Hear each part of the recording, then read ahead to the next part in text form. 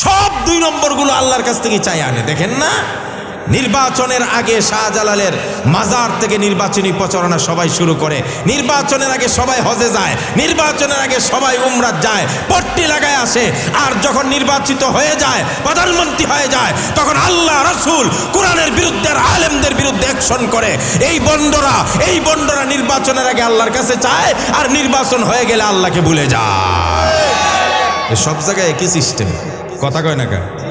একই সিস্টেম না?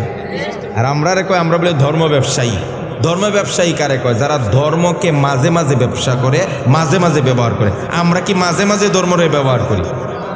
কথা কয় না কেন? আমরা ধর্ম অনুযায়ী নামাজ পড়ি, ধর্ম অনুযায়ী খাই, ধর্ম অনুযায়ী প্রস্রাব করি, ধর্ম অনুযায়ী পায়খানা করি, ধর্ম অনুযায়ী স্ত্রী সহবাস করি, ধর্ম অনুযায়ী বাচ্চা লালন পালন করি। আমাদের টোটাল জীবনটা হলো ধর্ম। আমরা হলাম ধার্মিক। আর মাঝে মাঝে নির্বাচন আসলে যারা ধর্মের লেবাস লাগায়, এরা হলো ধর্ম ব্যবসায়ী। কথা বলে ঠিক কিনা? হিসাব করে কথা বলবেন। একটি জ্বলন্ত আংরাকে হাতে রাখা যতটা কঠিন হবে, এমন একটা সময় আসবে ঈমান ধরে রাখা তার চাইতে কঠিন হবে। তো এই সময়ে যে আল্লাহ আমাদেরকে ঈমানের অবস্থায় রেখে একটা ভালো কাজে, দ্বীনি কথা শোনার জন্যে, আমাদের দিলে যে জং পড়েছে গুনার কারণে, নবীজি বলেন যখন কোনো মানুষ একটা অপরাধ করে, গুনাহ করে, তার কলবের মধ্যে একটা দাগ পড়ে, কালো দাগ, আরেকটা গুনাহ করে আরেকটা কালো দাগ পড়ে। এইভাবে গুনাহ করতে করতে আর কালো দাগ পড়তে পড়তে একটা সময় গোটা কলবটা একেবারে অন্ধকার কালো হয়ে যায়। তখন আর তার দিলে কোনো ভালো কথা ঢুকে না, কোরআন শুনতে ভালো লাগে না, ওয়াজ শুনতে ভালো লাগে না, জুমা পড়তে ভালো লাগে না, নামাজ পড়তে ভালো লাগে না, আলেমদেরকে ভালোবাসে না, মাদ্রাসা মসজিদ দেখলেই খিটখিটে মেজাজ হয়ে যায়। আছেন এমন মানুষ? এটাই অপরাধের কারণে। আল্লাহ বলেন তিন জুমা পরপর 3 জুমা যদি কেউ মিস করে, তাহলেও তার কলবে একটা মোহর মেরে দেওয়া হয়। তখন তার আর হেদায়েতের রাস্তা আসাটা কঠিন হয়। তো এই যে পরিস্থিতি, এই সময় এসে আমরা কষ্ট করে ঠান্ডার মধ্যে বসে কথা শুনতেছি, কিছু কথা যদি আমরা না নিয়ে যাই, আমার জীবন যদি পরিবর্তন না হয়, আমি যদি আখেরাতমুখী না হই, আমি যদি আমার জীবনের মানে বা উদ্দেশ্যটা না বুঝি, তাহলে শুধু শুধু এখানে এত টাকা খরচ করে আমরা আসলাম, আপনারাও কষ্ট করে লেপ কম্বলের আরামে ঘুমাবেন, এই সময়টা বাদ দিয়ে এখানে বসে আছেন। আমাদের তো সকলেরই কিছু ফায়দা হওয়া দরকার আছে না? এই জন্য যে আল্লাহ পাক আমাদেরকে এই মূল্যবান সময়টাকে দেওয়ার জন্য কবুল করেছেন, তার শাহী দরবারে হৃদয়ের সবটুকু আবেগ, ভালোবাসা উজাড় করে পুরুষ রচিত আওয়াজে সকলেই একবার কালিমাতুশ শুকর আদায় করি, আলহামদুলিল্লাহ। আমরা সর্ব অবস্থায় সুখে থাকি আর দুঃখে থাকি, সুস্থ হই আর অসুস্থ হই, একজনের শুকরিয়া আদায় করব। তিনি কে? আর জোরে বলেন, তিনি কে? নবী করিম সাল্লাল্লাহু আলাইহি সাল্লাম এক হাদিসে বলেন, খুব মনোযোগ দিয়ে শুনবেন, যদি কোনো মানুষ অসুস্থ হয়ে যায় আর তারপরও বলে আলহামদুলিল্লাহ, আল্লাহ আমাকে যে অবস্থায় রাখছে শুকরিয়া, আল্লাহর নবী বলেন তার ওই দিনটা এই অবস্থায় যায়, একটা নিষ্পাপ বাচ্চার মতো সে গুনাহমুক্ত হয়ে যায়। শুধু তাই নয়, এরপরও রয়ে গেছে।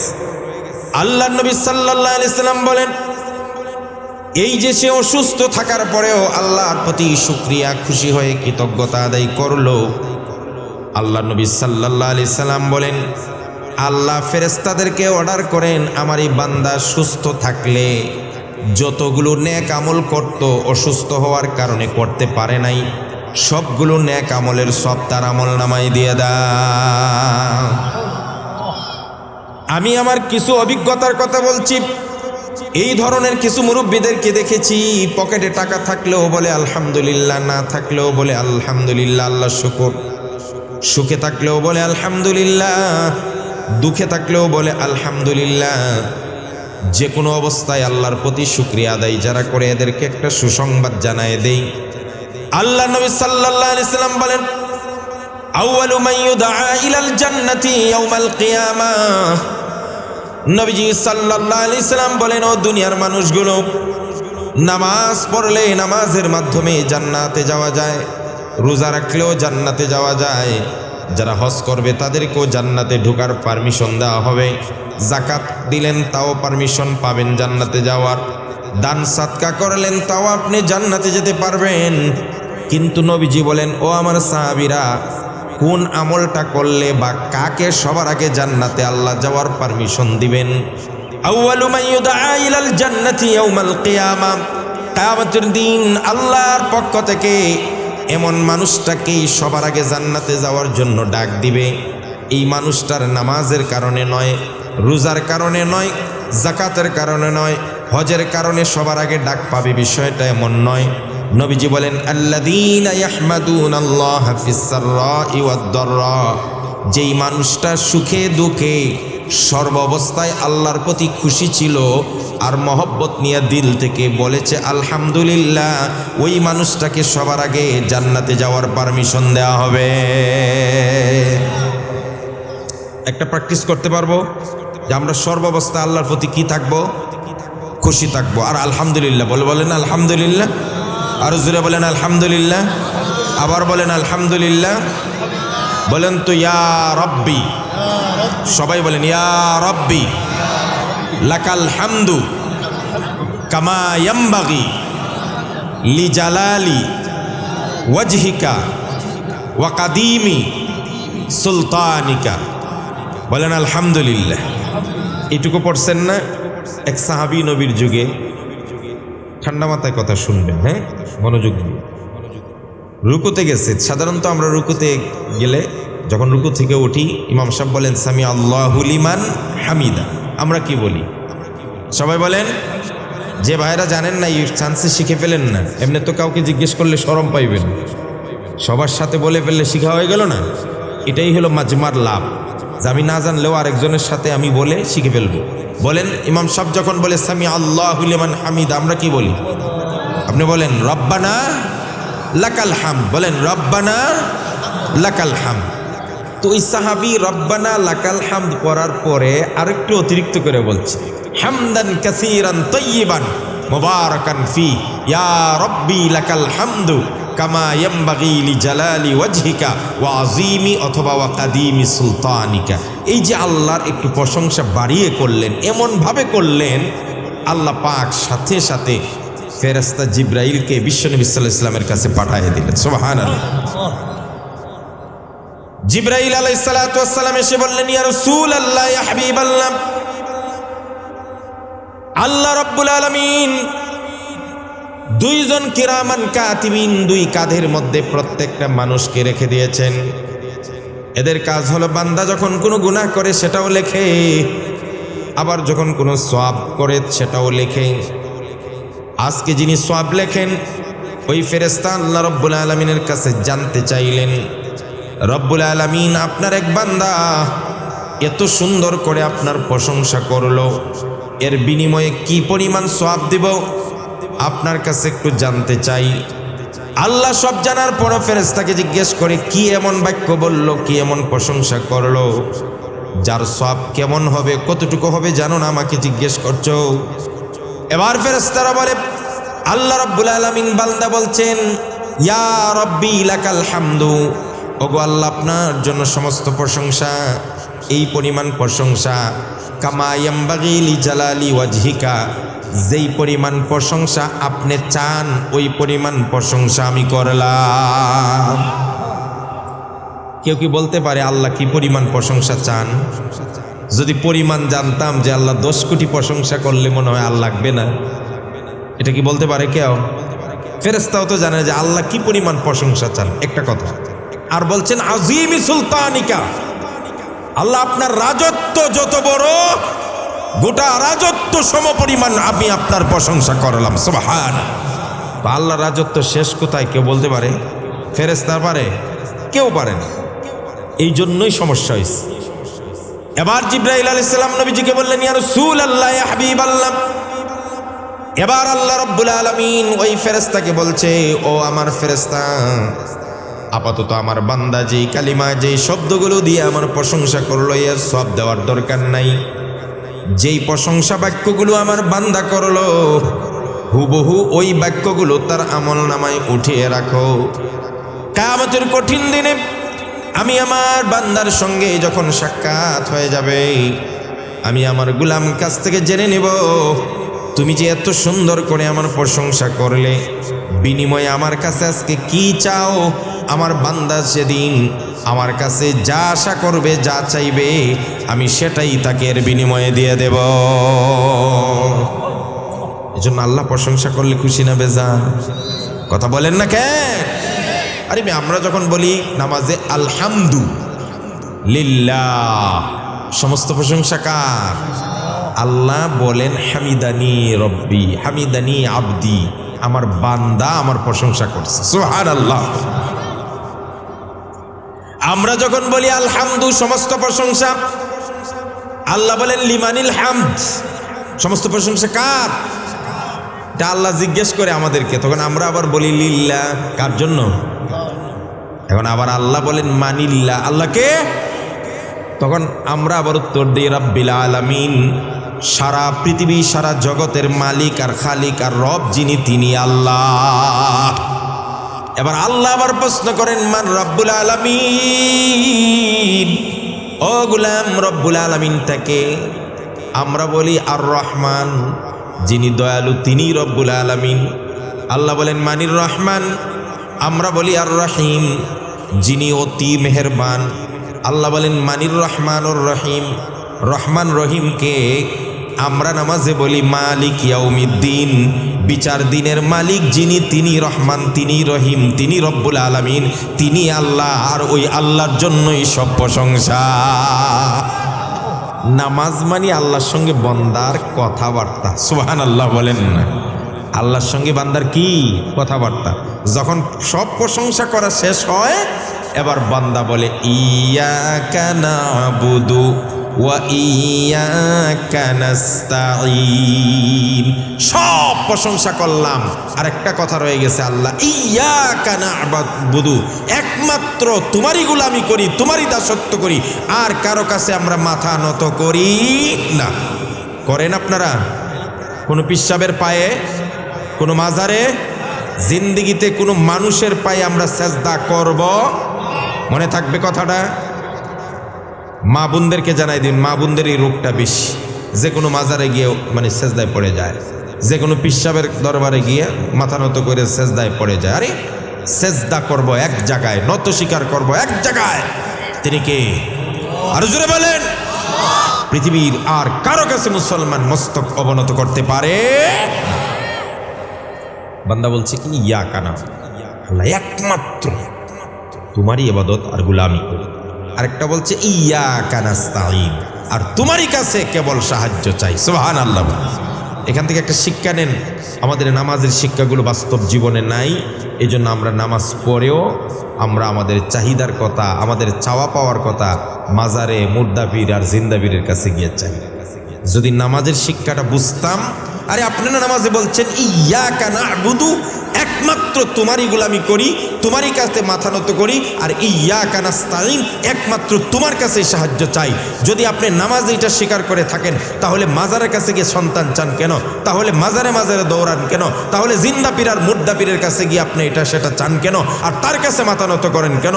রাসূল করিম সাল্লাল্লাহু আলাইহি সাল্লাম সাহাবীদেরকে ডাক দিয়া বলতেন, ইয়া গোলাম, এই শোনো ভালো করে, ইজা সাআলতা ফাসআলিল্লাহ, যদি চাইতে হয় একজনের কাছে চাও, তিনি কে?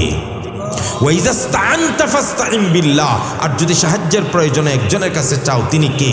আল্লাহ।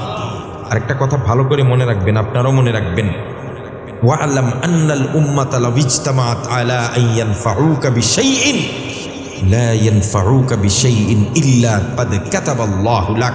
রাসূল বলেন, সারা পৃথিবীর মানুষ যদি এক জায়গায় হয় তোমাকে একটু উপরে তোলার জন্য, একটু উপকার করার জন্য, আর আল্লাহ যদি না চান, সারা পৃথিবীর মানুষ মিলে একটু উপকার করতে পারবে? আরো জোরে। আবার বলেন, সারা পৃথিবীর মানুষ যদি তোমাকে একটু চুল পরিমাণ ক্ষতি করতে চায়, আর আল্লাহ যদি না চান, তাহলে সারা পৃথিবীর মানুষ মিলেও একটুও ক্ষতি করতে পারবে না। সুতরাং আমাদের জীবনের যত চাওয়া পাওয়া আছে সব কার কাছে? এই সবাই বলেন, অসুস্থ হয়ে গেলে আমরা কার কাছে চাইব? আমাদের খানার দরকার, খাবারের দরকার, রিজিকের দরকার, কার কাছে চাইব? আমার পিপাসা লাগছে, কার কাছে চাইব? জমিনে ফসলের দরকার, আমরা আল্লাহর কাছে যেন চাই। ব্যবসায় বরকতের যার দরকার, আল্লাহর কাছে তাহাজ্জুদ পড়ে, নামাজের পড়ে, চুপি চুপি আল্লাহর কাছে বলেন, মাবুদ গো, আমরা না শুনছি হুজুরদের কাছ থেকে, কোরআন হাদিস থেকে, মানুষ বানানোর 50,000 বছর আগে আপনি রিজিকের ব্যবস্থা করে রাখছেন, তো আমার রিজিকটা আপনি দিয়ে দেন। আমি আর পেরেশানি নিতে পারছি না, আমার ব্যবসাটা চলতেছে না, আমি কেমনে চলবো? আপনি ছাড়া তো আমার দেখার কেউ নাই। আপনি চুপি চুপি আল্লাহর কাছে বলেন। আল্লাহ রাব্বুল আলামিন বলেন, উদউনি আস্তাজিব লাকুম, বান্দা আমাকে ডাক দাও, সাথে সাথে আমি আল্লাহ তোমার ডাকে সাড়া দিয়া দেব। আমরা ডাকতে জানি না, চাইতে জানি না। নবী করিম সাল্লাল্লাহু আলাইহি ইসলামের কাছে এক সাহাবী জিজ্ঞেস করলেন, হুজুর আইয়ুদ দুআই আসমা, হুজুর কোন সময় দোয়া করলে আল্লাহ বেশি তাড়াতাড়ি শুনেন, বেশি কবুল করেন, কোন সময় দোয়া করুন? আজকে আমরাও জেনে যাবো এখান থেকে। তখন নবী করিম সাল্লাল্লাহু আলাইহি সাল্লাম বলছেন, তিনটা বলি, অনেক জায়গা আছে, বিশেষ করে তিনটার কথা বলি। নবীজি বলছেন, জাউফুল লাইলিল আখির, শেষ রজনীতে যদি কেউ দোয়া করে, তাহাজ্জুদের সময় 12টার পরে, 1টা 2টা 3টা, ফজরের আগে আগে যদি কেউ দোয়া করে, 2 রাকাত তাহাজ্জুদ নামাজ পড়ে, অথবা এমনি ঘুম ভেঙে গেছে, আপনি উঠেন, ওইটা আল্লাহর কাছে চান না একটু শেষ রাত্রে, তখন আল্লাহ তাড়াতাড়ি দোয়া কবুল করে। সুবহানাল্লাহ। 2 নম্বর, রাসূল করিম সাল্লাল্লাহু আলাইহি ওয়াসাল্লাম বলছেন, দুবুরা কুল্লি সালাওয়াতিল মাকতুবা, সব ফরজ নামাজের পরে আল্লাহর বান্দারা যখন আল্লাহর কাছে হাত তুলে চায়, রব্বুল আলামিনের কাছে যদি ফরজ নামাজের পরে আপনি একা একা বসে ওই ইস্তেমাই দোয়া না, ইমাম সাহেব বলল আল্লাহুম্মা আমিন বিরহমাতিকা ইয়া আরহামার রাহিমিন, এটা একটা আনুষ্ঠানিকতা না, না। ফরজ নামাজ শেষ হয়ে গেছে, আপনি আপনার নিজের চাহিদা কথা আস্তে আস্তে করে আল্লাহর কাছে বলতে থাকেন, রব্বুল আলামিন, আল্লাহ আমার রিজিকের দরকার, আপনি তো বলছেন আপনি রিজিকের মালিক, তো আমার রিজিকটা দিয়ে দেন। আল্লাহ আমি গুনাহ করে ফেলছি, আমাকে মাফ করে দেন। আল্লাহ আমি একটা মুসিবতে পড়ে গেছি, আমাকে উদ্ধার করেন। ও আল্লাহ আমাকে এটা দেন সেটা দেন, আমার সন্তান নাই, আমাকে একটা সন্তান দিয়ে দেন। দুনিয়ার সব ডাক্তার মিলেও দিতে পারবে না যদি আপনি না দেন, দুনিয়ার সব কবিরাজ ফেল হয়ে যাবে যদি আপনি না দেন। আর আপনি যদি দেন তাহলে মাধ্যমও লাগে না। আপনি ঈসা আলাইহিস সালামকে বাপ ছাড়া তৈরি করেছেন, আর আদম আর হাওয়াকে মা বাপ দুটা ছাড়াই তৈরি করেছেন, সুতরাং আমাকেও আপনি সন্তান দিতে পারেন। খোদার কসম, আমার মা আর আমার বাবারা শেষ রাতে অথবা ফজরের নামাজের পরে, আসরের নামাজের, জোহরের নামাজের পরে আল্লাহর কাছে কায়মানুবাক্যে বিশ্বাস নিয়ে চাইবেন। আমার আল্লাহ বলেন, বান্দা আমার কাছে চাইতে দেরি হবে, আমি আল্লাহ দিতে দেরি হব না। সুতরাং আমাদের সব চাওয়া পাওয়া একজনের কাছে, তিনি কে? আরো জোরে বলেন, আল্লাহ। তো বান্দা বলতেছে কি, ইয়াকা না'বুদু, আল্লাহ তোমারই একমাত্র গোলামি করি, আর ইয়াকা নাস্তাঈন, একমাত্র তোমারই কাছে চাই। এখানে 2টা পার্ট, গোলামি করি আল্লাহর আর চাই আমাদের জন্য। তো আল্লাহ কত সুন্দর করে খুশি হইয়া বলেন, কয় যে নিসফুল্লি ওয়া নিসফুল লাক, বান্দা এখন যে বাক্যটা বলছো, অর্ধেক তোমার আর অর্ধেক আমার। সুবহানাল্লাহ। বুঝেন না? অর্ধেক কার? আমাদের অর্ধেক না, প্রথম অর্ধেক আল্লাহর। বলছি ইয়াকা না'বুদু, ও আল্লাহ গোলামি একমাত্র তোমারই করি, তাহলে এটা কার? আর পরেরটা কি বলছেন? একমাত্র তোমারই কাছে চাই, কার জন্য? তাহলে আল্লাহ বলেন, বান্দা এখন যেটা বলছো নিসফুল্লি ওয়া নিসফুল লাক, অর্ধেক তোমার আর অর্ধেক আমার। আল্লাহু আকবার বলেন। এরপরে আল্লাহ দেখেন, বান্দা আমাকে এত প্রশংসা করলো আর বলছে যে আমারই একমাত্র গোলামি করবে আর আমার কাছে একমাত্র চায়, তাহলে ওয়ালি আবদি মা সাআল, আর বান্দা এই মুহূর্তে আমার কাছে যা চাবে আমি তাই দিয়া দিব। সুবহানাল্লাহ। এখন বান্দা তো আবার উল্টাপাল্টা চাইতে পারে, কথা বুঝেন না? বান্দাকে যদি আল্লাহ আমাদেরকে যদি বলে তুমি যা চাও তাই দেব, আমরা তো আসলে ব্রেনটা হলো নষ্ট, আমরা দুনিয়ার দিকে আমাদের নজর, আমরা কম আমাদেরকে 10 কোটি টাকা দিয়ে না, কথা কয় না? হ্যাঁ, আমাদেরকে 10খানি জমিন দেন, আমাকে একটা বিল্ডিং দেন, না, এগুলো আমাদের স্থায়ী না, ক্ষণস্থায়ী। আমরা এমনটা চাবো যেটা চিরসুখের ঠিকানা। আল্লাহ বলেন, বান্দা তুমি ভুল করতে পারো, ভুলে অন্যটা চাইতে পারো, এই জন্য তোমাকে আমি চাওয়াটাও শিখাই দেই। ইহদিনাস সিরাতাল মুস্তাকিম সিরাতাল্লাযীনা আন'আমতা আলাইহিম গায়রিল মাগদুবি আলাইহিম ওয়ালাদ-দাল্লিন। বলেন আমিন। আল্লাহ শিখাই দিয়েছেন কি চাইবেন। বান্দা তুমি এইভাবে চাও, আল্লাহ আমরা গুমরাহি রাস্তায় আছি, জান্নাতের পথে আমরা নাই, আমাদেরকে হেদায়েতের রাস্তা দেখায় দেন, সহজ সরল পথ দেখায় দেন, যেই পথে চললে সোজা জান্নাতে যেতে পারবো আর চির শান্তির জায়গা জান্নাত পাবো, এমন একটা রাস্তা দেখায় দেন। আল্লাহ এটা নিজেই আবার আমাদেরকে শিখায় দিছেন।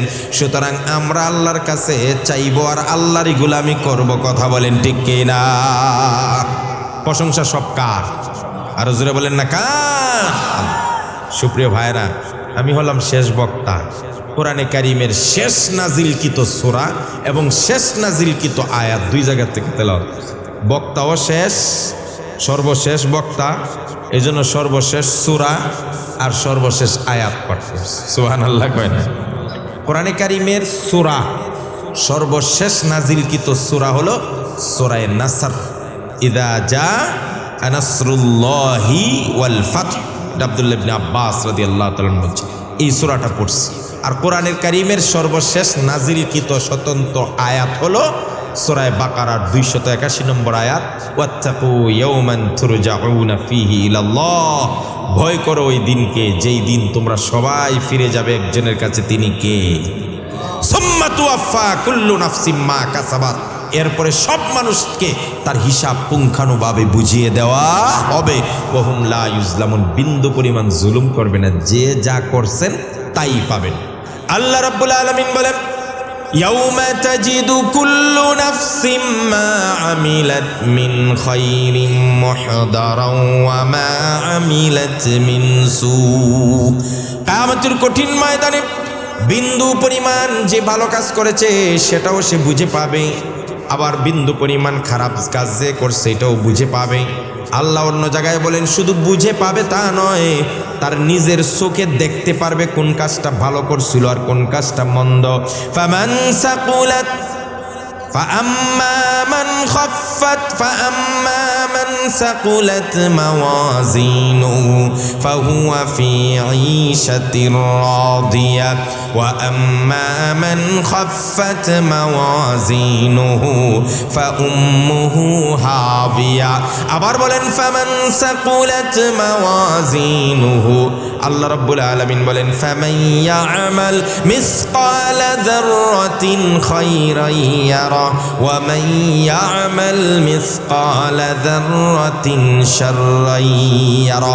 আল্লাহ বলেন বিন্দু পরিমাণ ভালো কাজ করছো চোখকে দেখতে পাবে, আবার বিন্দু পরিমাণ খারাপ কাজ করেছো সেটাও নিজের চোখকে দেখতে পারবে। সেই দিন আল্লাহ বিন্দু পরিমাণ কারো উপর জুলুম করবে না। ইদা জা নাসরুল্লাহকে বিজয়ের সূরা বলা হয়। কিসের সূরা রে? সামনে বিজয়ের দিবস আসতেছে না? কয় তারিখ? কথা বলেন না, কয় তারিখ? এই সূরা নাসর হইল বিজয়ের সূরা। এই সূরার মধ্যে আল্লাহ রাব্বুল আলামিন কিয়ামত পর্যন্ত উম্মতকে শিক্ষা দিয়েছেন বিজয় উদযাপন করবেন কেমনে, বিজয় কিভাবে পালন করতে হয়, ইসলামী নিয়মে বিজয় কেমনে পালন করতে হয়। এই সূরাটা নাজিল হয়েছে মক্কা বিজয়ের সুসংবাদ দিয়ে। রাসূল করিম সাল্লাল্লাহু আলাইহি সাল্লাম এবং সাহাবীরা যেই পরিমাণ অমানবিক নির্যাতন সহ্য করেছেন মক্কার জীবনে, আল্লাহ নবী সাল্লাল্লাহু আলাইহি সাল্লামকে সুসংবাদ দিয়ে আল্লাহ বলছেন, ইযা জাআ নাসরুল্লাহি ওয়াল ফাতহ।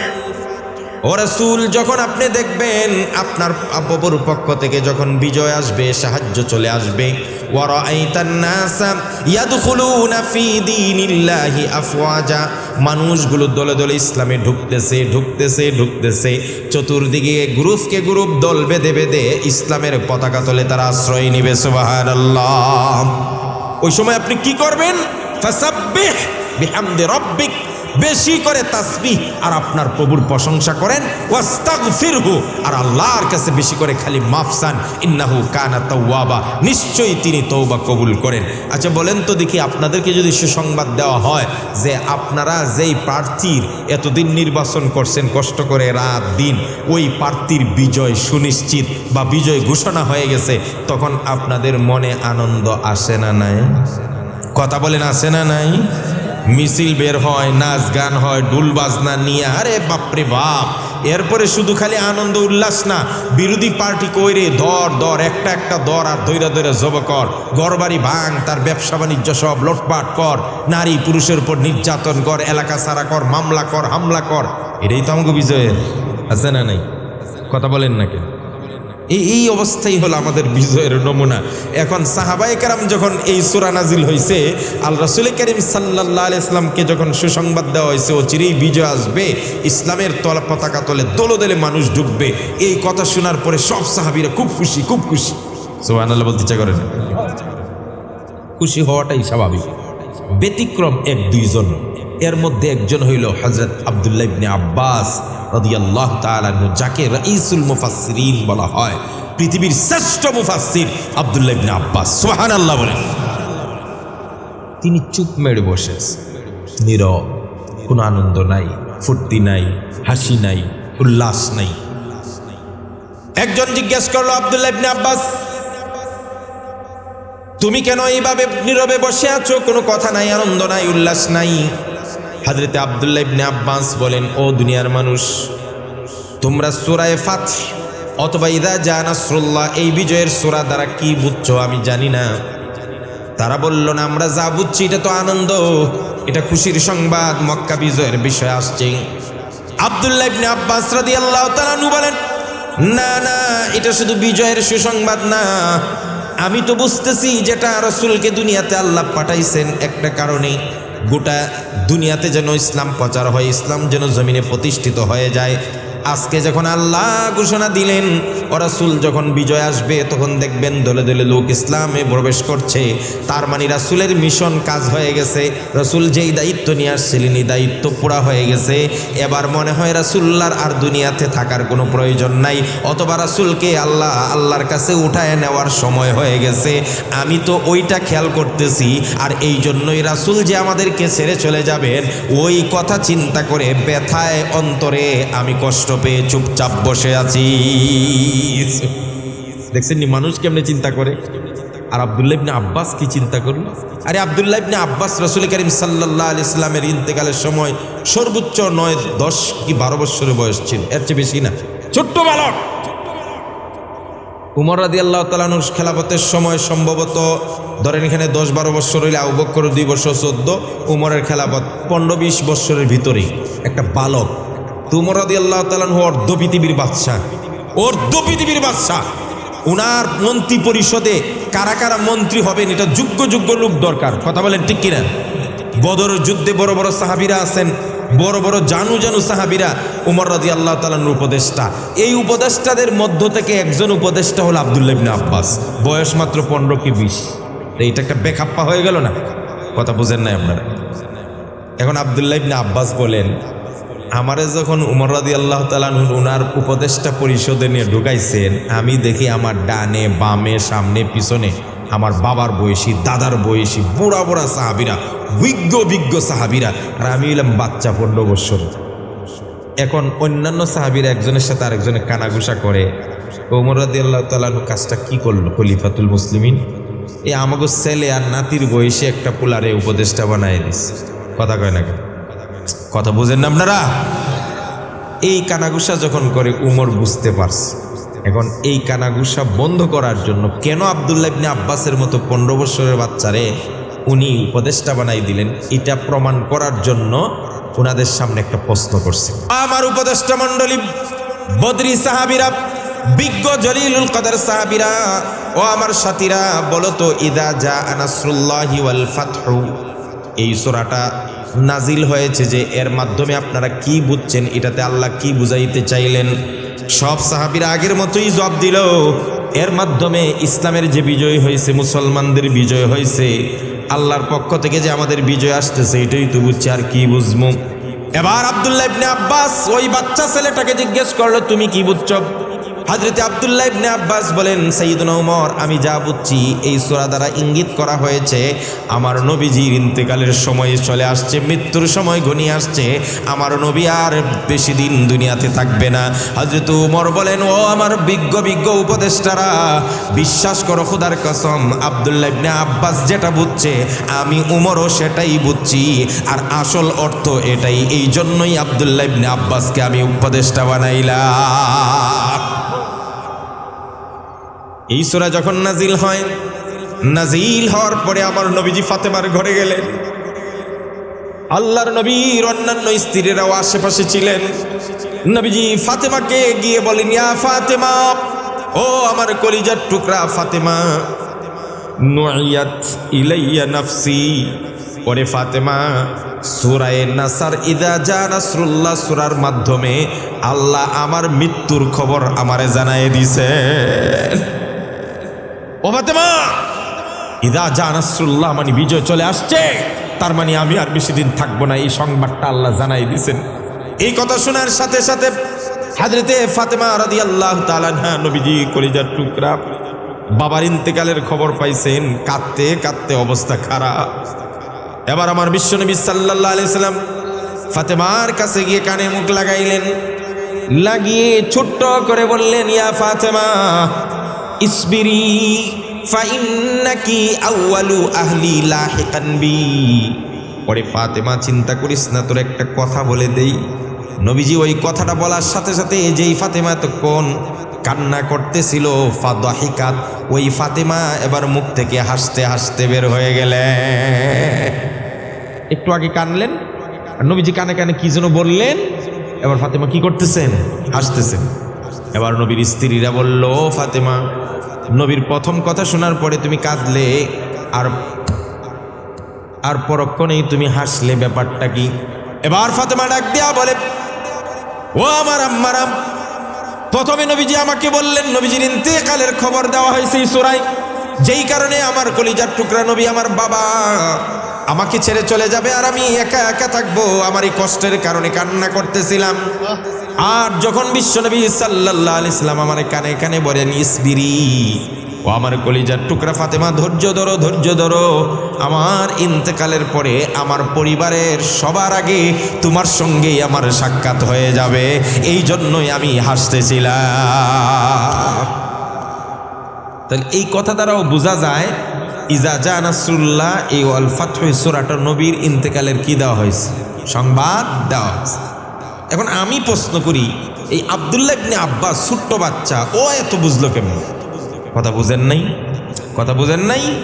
দেখেন আব্দুল্লাহ ইবনে আব্বাসের জ্ঞানের গভীরতা আরো চিন্তা করেন। আমি আপনাদেরকে বলি, একবার উমর রাদিয়াল্লাহু তাআলা খেলাফতের আমলে এক ইহুদি আসছে, এসে পারস্য দেশ থেকে সম্ভবত এসে বলছেন, উমর, তোমাকে আমি 3টা প্রশ্ন করব। কয়টা প্রশ্ন? সবাই বলেন, কয়টা প্রশ্ন? এই প্রশ্নগুলো বুঝবেন, তাহলে বুঝবেন কি পরিমাণ কঠিন প্রশ্ন, আর এটার জবাবগুলা কি কঠিন হবে। 1 নম্বর প্রশ্ন হলো, উমর, পৃথিবীর এমন কোন জায়গা, যেই জায়গায় জীবনে একবার মাত্র সূর্যের আলো পড়েছে, আগেও পড়ে নাই, ভবিষ্যতেও আর কোনোদিন সূর্যের আলো পড়বে না, ওই জায়গাটা কোনটা? দেখেন প্রশ্নটা শুনেন ভালো করে। ইহুদি কত কঠিন প্রশ্ন করে বলল, পৃথিবীর এমন কোন জায়গা, যেই জায়গায় জীবনে একবার সূর্যের আলো পড়েছে, অতীতেও পড়ে নাই, আর ভবিষ্যতেও পড়বে না। 1। 2 নম্বর বলছে, এমন কোন কবর, কবর ছিলেন না, যেই কবর তার ভিতরের লাশকে নিয়ে 40 দিন চক্কর খাইছে, কবরটা কোনটা, আর লাশটা কার? প্রশ্নটা আগের থেকে সহজ না কঠিন? কথা কয় না কা? বলছে এমন কোন কবর, যেই কবর তার লাশকে নিয়ে কয়দিন ঘুরপাক খাইছে? 40 দিন। কবরটা কোনটা আর লাশটা কার? 2টা। 3 নম্বর প্রশ্ন করছে ইহুদি উমরকে, ওমর, এমন কোন 2 ভাই, যেই 2 ভাই একই সাথে জন্মগ্রহণ করেছে, আবার একই সাথে ইন্তেকাল করেছে, মারা গেছে? আপনাদের দেশে একসাথে জন্ম হইলে যমজ ভাই বলে, একসাথে যদি কেউ জন্ম হয়, একসাথেই যদি 2 ভাই মারা যায়, তাহলে তাদের বয়স কন্যা। কিন্তু ইহুদি বলে, না উমর, না, এমন কোন দুই ভাই, যেই দুই ভাই একই সাথে জন্মগ্রহণ করেছে আবার একই সাথে মারা গেছে, কিন্তু এক ভাইয়ের চাইতে আরেক ভাইয়ের বয়সের বেশ কম, 100 বছর পার্থক্য, ছোট বড়। আশ্চর্য কথা না? এই জন্ম হইছে, মৃত্যু হইছে, বয়স আবার 100 বছর বেশ কম হয় কেমন? একজন 100 বছরের বড়, আরেকজন 100 বছরের। এই তিনটা প্রশ্ন, তিনটা খুব সহজ। কথা বলে না কেন? কঠিন তো? আচ্ছা, এখন আরেকটু কঠিন করে দেই। এখন ইহুদি বলতেছে, ওমর ওই প্রশ্ন তিনটার উত্তর খালি দিলেই হবে না, যে কোনো জায়গার থেকে দিলে হবে না, কোরআন থেকে দিতে হবে। বুঝছেনি? কোথায় থেকে দিতে হবে? এখন মনে আরেকটু সহজ হয়েছে না আরো কঠিন? এমনি হইলে তো মনে করে আকল টাকল খাটাইয়া একটা কিছু কইতে পারতেন। এখন কোত্থেকে দেওয়া লাগবে? কোরআন থেকে দেওয়া লাগবে। ইহুদি এখন এই শর্ত জুড়ে দিয়েছে, এই তিনটা প্রশ্ন যেহেতু তোমাদের কোরআন সব সমস্যার সমাধান, তাহলে তিনটা প্রশ্নের উত্তর কোথায় থেকে দিতে হবে? কোরআন থেকে দিতে হবে। হযরত উমর রাদিয়াল্লাহু তাআলা আনহুকে এই তিন প্রশ্ন করছে। এই মজলিসে ওই ছোট্ট বালক আসেনি, কথা কয় না, আরে উপদেশটা না, নাম কি? আব্দুল্লাহ ইবনে আব্বাস। মনে করো নামটা বলো, আব্দুল্লাহ ইবনে আব্বাস। তিনি শ্রেষ্ঠ মুফাসসির। আব্দুল্লাহ ইবনে আব্বাস দাঁড়ায় গেছে, সুবহানাল্লাহ কয় না, ছোট্ট বাচ্চা দাঁড়ায় গেছে। আমি কেন বলছি যে আব্দুল্লাহ ইবনে আব্বাসরে কেন উমর তার উপদেশটা বানাইলো? ছোট্ট বাচ্চা। আব্দুল্লাহ ইবনে আব্বাস দাঁড়ায় বললেন, খলিফাতুল মুসলিমিন সাইয়্যিদুনা উমর, ইহুদি যেই তিনটা প্রশ্ন করেছে, এই তিন প্রশ্নের উত্তরের জন্য বড় কোনো সাহাবীর দরকার নাই, মুরব্বী কোনো উপদেষ্টার দরকার নাই, আপনি খলিফারও দরকার নাই, প্রেসিডেন্টের দরকার নাই, আমার মতো 15-20 বৎসরের ছোট্ট বালকের উপর দায়িত্ব দিয়া দেন, ইনশাল্লাহ ইহুদির এই তিন প্রশ্নের জবাব আমি কোরআন থেকে দিয়ে দেব। এই চিৎকার দিয়ে সুবহানাল্লাহ বলে। কয় প্রশ্ন? আর জোরে কোন প্রশ্ন? তিনটা সহজ না কঠিন? উত্তর জানতে ইচ্ছা করে? কার কার ইচ্ছা করে হাত ওঠে? লিল্লাহি তাকবীর, আল্লাহু আকবার। সুন্নাহ যেখানে, আলেম ওলামা যেখানে, জান্নাতের বাগান যেখানে, নারে তাকবীর। আশা করি তিন প্রশ্নের উত্তর শুনে বাড়িতে যাব, বলেন ইনশাআল্লাহ। পৃথিবীর এমন কোন না না না না না, জানেন না তো আমি কি কষ্ট করে যে এদেরকে মনোযোগ আকর্ষণ করছি। এখন নড়লেই আবার ফাঁকে দেখছেন কবে, তাহলে এই সুযোগ উঠে যায়। বুঝি, আমি বুঝি ভালো। হ্যাঁ, আজকে থ্যাংক ইউ বলেন, লিল্লাহে তাকবীর। এটা কোরআনের আকর্ষণ আছে না নাই? এই কোরআন থেকে কথা বলবো, সারা রাত বসে থাকবে বলেন ইনশাআল্লাহ। এই কোরআন আমাদেরকে আকর্ষণ করে। কোরআনের কারণে শত শত নয়, লক্ষ লক্ষ বেঈমান শুধু কোরআন তেলাওয়াত শুনে মুসলমান হয়ে গেছে। বলেন কথা ঠিক কিনা? কোরআন আমাদের কলিজা, এটা আমাদের মানব জীবনের একমাত্র সংবিধান। নাজিল করেছেন কে? আর এই কোরআন তো আসছে অন্ধকার দূর করার জন্য। উখরিজাত লিন-নাস মিনাজ যুলুমাতি ইলান নূর। আল্লাহ বলছেন, কিতাবুন আনজালনাহু ইলাইকা লিতুখরিজান নাস মিনাজ যুলুমাতি ইলান নূর। রাসূল, এই কোরআন আমি নাজিল করেছি গোটা মানুষ জাতিকে অন্ধকার থেকে আলোর দিকে নিয়ে আসবেন আপনি। এই জন্যই কোরআন আসছে। কোরআন আছে যেখানে আলো আছে, কোরআনী মাদ্রাসা যেখানে, এখানে গান বাজনা হতে পারে না। কোরআনী মাদ্রাসা যেখানে থাকে অশ্লীলতা থাকতে পারে না। কোরআনী মাদ্রাসা যেখানে আছে, এখানে বেডি নাইস আর নর্তকী থাকতে পারে। কোরআন এমন একটা শক্তি, পাওয়ারফুল, এটা পাওয়ার হাউস। আব্দুল্লাহ ইবনে আব্বাস বলছে, তিন প্রশ্নের জবাব আমি দিয়ে দিব, কোরআন থেকে দিব। নাম্বার 1, পৃথিবীর এমন কোন জায়গা যেই জায়গায় জীবনে কয়বার সূর্যের আলো পড়ছে? একবার। এবার আব্দুল্লাহ ইবনে আব্বাস বলছে, আপনারা ফেরাউনের নাম শুনছেন না? পৃথিবীতে শ্রেষ্ঠ একটা বেঈমান ছিল, আল্লাহ দাবি করছে, হে বলছিল আনা রব্বুকুমুল আলা, আমি সবচেয়ে বড় খোদা। নাউজুবিল্লাহ বলেন। এ কি আসল খোদা না ডুপ্লিকেট? 1 নম্বর না 2 নম্বর? দিনের ভোটে নির্বাচিত হয়েছে না রাতের ভোটে? কথা কয় না, রাইতে না, হ্যাঁ আইতে। কোন জায়গা কোন সময় ভোট? মানুষের ভোটে নে জুড়ে খোদা দাবি করছে। এখন একদিন হয়েছে কি, মজার কথা শুনে, একদিন হয়েছে কি, মিশরীরা নীল নদ আছে না, নীল নদের পানি দিয়া জোয়ার আসলে ওইটা দিয়ে চাষ করে তাদের জমিন চাষ করে। এখন নীল নদের পানি বাটা লেগে গেছে, পানি নেই। এখন ফেরাউনের কাছে সব চাষিরা গেছে, এই খোদা, তুমি না বড় খোদা, তো আমরা পানি দাও, আমরা তো ক্ষেত চাষ করতে হবে। এর বাপের ক্ষমতা আছে পানি দেওয়ার, কথা কয় না কা? আরো জোরে, আরো জোরে। সব 2 নম্বরগুলো আল্লাহর কাছ থেকে চাই আনে। দেখেন না, নির্বাচনের আগে শাহজালালের মাজার থেকে নির্বাচনী প্রচারণা সবাই শুরু করে। নির্বাচনের আগে সবাই হজে যায়, নির্বাচনের আগে সবাই উমরাত যায়, পট্টি লাগায় আসে। আর যখন নির্বাচিত হয়ে যায়, প্রধানমন্ত্রী হয়ে যায়, তখন আল্লাহ রাসূল কোরআনের বিরুদ্ধে আর আলেমদের বিরুদ্ধে অ্যাকশন করে। এই বন্ডরা নির্বাচনের আগে আল্লাহর কাছে চায়, আর নির্বাচন হয়ে গেলে আল্লাহকে ভুলে যায়। সব জায়গায় একই সিস্টেম, কথা কয় না কা? একই সিস্টেম না? আর আমরা কয়, আমরা বলে ধর্ম ব্যবসায়ী। ধর্ম ব্যবসায়ী কারে কয়? যারা ধর্মকে মাঝে মাঝে ব্যবসা করে, মাঝে মাঝে ব্যবহার করে। আমরা কি মাঝে মাঝে ধর্মরে ব্যবহার করি? কথা কয় না কা? আমরা ধর্ম অনুযায়ী নামাজ পড়ি, ধর্ম অনুযায়ী খাই, ধর্ম অনুযায়ী প্রস্রাব করি, ধর্ম অনুযায়ী পায়খানা করি, ধর্ম অনুযায়ী স্ত্রী সহবাস করি, ধর্ম অনুযায়ী বাচ্চা লালন পালন করি। আমাদের টোটাল জীবনটা হলো ধর্ম। আমরা হলাম ধার্মিক।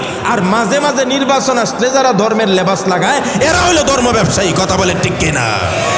হিসাব করে কথা বলবেন। কারে বলেন ধর্ম ব্যবসায়ী? তো যাই হোক, ফেরাউন ওই সিস্টেম জানে। আমার মনে হয় ওইখান থেকে আসছে, কথা কয় না? যে জানে তো ডুপ্লিকেট, হেতির কোনো ক্ষমতা নাই। ক্ষমতা কার? এখন চাষিরা যখন কিছু পানি দাও, এখন হয়তো পড়ছে বিপক্ষে, পানি না দিলে তো খোদাগিরি, কথা কয় না? জনগণ যদি খেপা যায়, তাহলে খুদাকে 17 বৎসরের ক্ষমতা তছনছ হয়ে যায়, কথা কয় না? 400 বছর ফেরাউন বাচ্চা, একদিনের জন্য সর্দি কাশি হয়েছে, কি আর আমরা কইরা গেছি। এরপরও সে আল্লাহরে মানে না। বেটা রাখ, আল্লাহ কয় আমি তো ধরি না, ধরলে কিন্তু আল্লাহ ছাড় দে, ছেড়ে দেন না। মনে রাখবেন একটা কথা, কেউ জুলুম করবেন না, কেউ জুলুম করবেন না। জুলুম করবেন, পতন নিশ্চিত। কথা বলেন। এই রাসূল বলছেন, ইত্তাকু দাওয়াতাল মাজলুম, মজলুমের বদদুয়া থেকে নিজেরে বাঁচাও। আপনি মনে করতেছেন আমার শক্তি নাই, আমি রিক্সাওয়ালা, আমি ঠেলাওয়ালা, আমি কৃষক, আমি সাধারণ মানুষ, আমি গরিব, আর আপনি যা মনে চাই নির্যাতন করবেন, জুলুম করবেন। আপনার পাওয়ার আছে, ক্ষমতা আছে, দল আছে, লাঠি আছে, টাকা আছে। আমি যে রাতের আধারে অথবা মানুষের অগোচরে আল্লাহর কাছে বিচার দিতেছি, বিচারের পাল্লা যখন ভারী হয়ে যাবে, আল্লাহ রাসূল বলেন মজলুমের বদদুয়া আল্লাহর আরশ পর্যন্ত পৌঁছতে মাঝখানে কোনো পার্টিশন থাকে না, ডিরেক্টলি আল্লাহর আরশে পৌঁছে যায়। সে যখন বলে আহ, ওই আহ শব্দটা আল্লাহর দরবারে পৌঁছে যায়। আল্লাহ বলেন এইভাবে যখন পৌঁছতে থাকে, তখন আমি একটা সময় যখন ধৈর্যের বাঁধ ভেঙে যায়, তখন ওই জালিমকে তছনছ করি, তখন পালানোর জন্য ইন্দুরের গর্ত পায় না। এজন্য আমাকে সহ সবাইকে বলি, কেউ জুলুম করবেন না। ফেরাউনে পানি না দিলে তো খোদাগিরি থাকবে না। কথা দাঁড়াও, আমি পানি দিতেছি, ব্যবস্থা করতেছি। সে জনগণের না জানাইয়া চুপচাপ গেছে কোথায় জানেন, এক পাহাড়ের উপরে। ওইখানে হের একটা সাধনার জায়গা আছে, গুহা। ওই গুহার ভিতরে গিয়ে ধ্যান করে। পাহাড়ের চতুর্দিকে তার যত ব্যাটালিয়ান আছে, পুলিশ, র্যাব, সবটিকে দাঁড় করাইছে। সাবধান, আমি যে উপরে উঠছি কেউ জানে না জানে, আর নাইলে আবার কিছু ধরবো, এখানে গিয়ে কি করি আমি দেখবো। এই জন্য কেউ যেন না জানে, কাউকে ঢুকতে দিবি না। আচ্ছা, এবার গেছে। মানে পুলিশরা তো হের সহযোগী, কথা কন, র্যাব তো তার সহযোগী, এটা নিজস্ব নেই। এদের সহযোগিতা ছাড়া তো জুলুম করতে পারবো।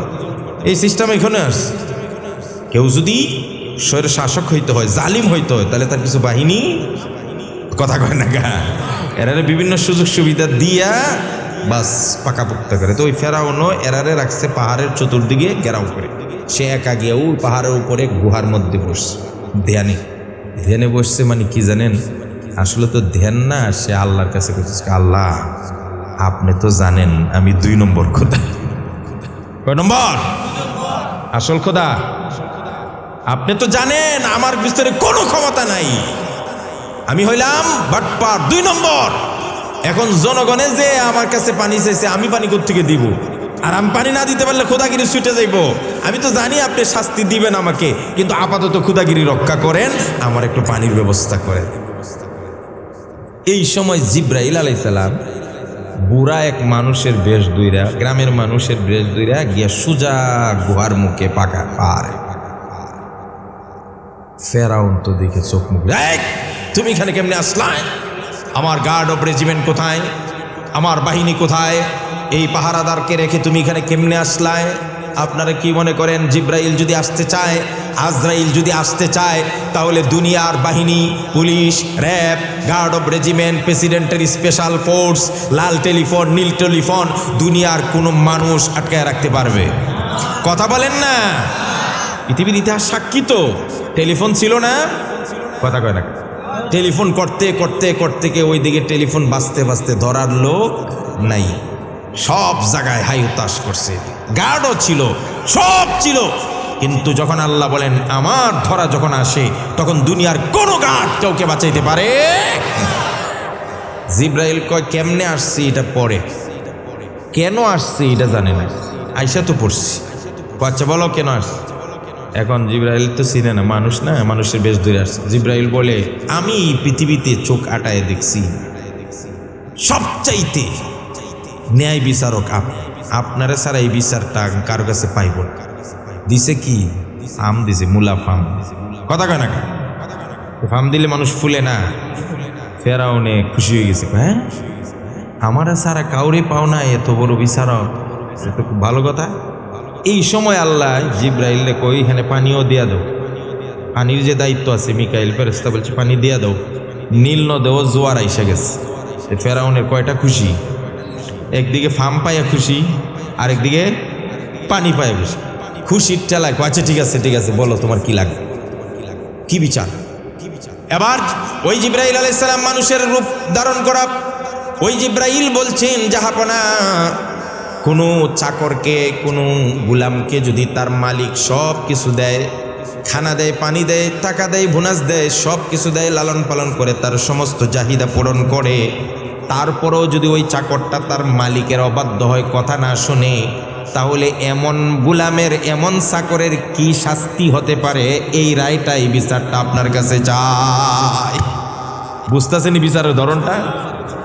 এবার ফেরাউন কয়ারি সর্বনাশ, যে চাকররে তার মালিকে সব দেয় আর সে ওই মালিকেরই উল্টামি করে, বিরুদ্ধাচরণ করে, এমন চাকরের কি শাস্তি হইতে পারে, কি শাস্তি হইতে পারে? ওই যে নীল নদে জোয়ার আইছে না, কথা কয় না, ওই পানির দিকে তাকায়, ওই যে লোহিত সাগরের শাখা নীল নদ, এখানে তার সুবাইয়া মারা দরকার, এটা হইল তার শাস্তি। জিব্রাইল কয় এটারে আপনি সিল সাপোর্ট দিয়ে লিখিত দিয়া দেন, দিচ্ছে সব। জিব্রাইল কয় ঠিক আছে দেখা হবে, যাই। সে গেছে গা, আর হেতি তো তার পানি পেয়ে গেছে, জনগণ ঠান্ডা করছে, খোদাগিরি ঠিক রয়েছে, এই তালে পড়ে গেছে, সব শেষ, এগুলা আর আলোচনা নাই। যখন মুসা আলাইহিস সালামের জাতির উপর ফেরাউনের অত্যাচার বাড়তে লাগলো, কোরআনে কারিমে আল্লাহ রাব্বুল আলামিন বলেন, ইয়া বানি ইসরাঈল আযকুরু নি'মাতি আল্লাতী আন'আমতু আলাইকুম। ও বনি ইসরাঈল, স্মরণ করো যেই ফেরাউন তোমাদেরকে, তোমাদের পুরুষদেরকে হত্যা করত, আর নারীদেরকে বাঁচিয়ে রেখে তাদের সঙ্গে খারাপ কাজ করত, জুলুম নির্যাতন করত। ওই নির্যাতনের মাত্রা যখন বাড়তে থাকলো, আল্লাহ পাক মুসা আলাইহিস সালামকে বলল, ফেরাউনের রাজ্য থেকে তোমরা সরে অন্যত্র চলে যাও। মুসা আলাইহিস সালাম তার দলবল নিয়ে রওনা করছেন। পিছনে ধাওয়া করছে কে? ফেরাউন তার অস্ত্রশস্ত্র সহ। মুসা আলাইহিস সালাম তার 12টা জাতি নিয়ে রওনা হইল। নীল দরিয়ার সামনে যখন গেলেন, তখন মুসা আলাইহিস সালাম দেখলেন নদীতে কোনো মাঝি নাই, মাল্লা নাই, নৌকা নাই, পারাপারের কোনো ব্যবস্থা নাই।